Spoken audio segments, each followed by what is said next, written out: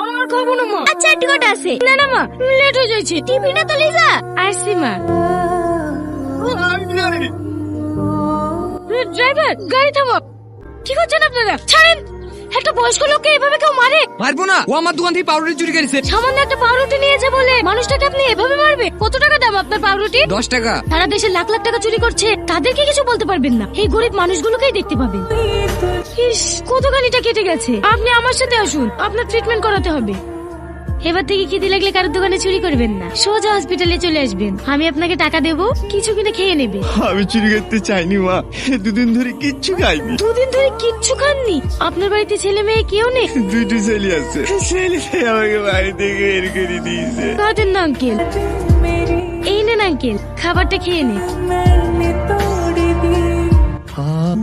এই খাবারের স্বাদটা অনেক চিনা মনে হচ্ছে। আমার মা রান্না করেছে।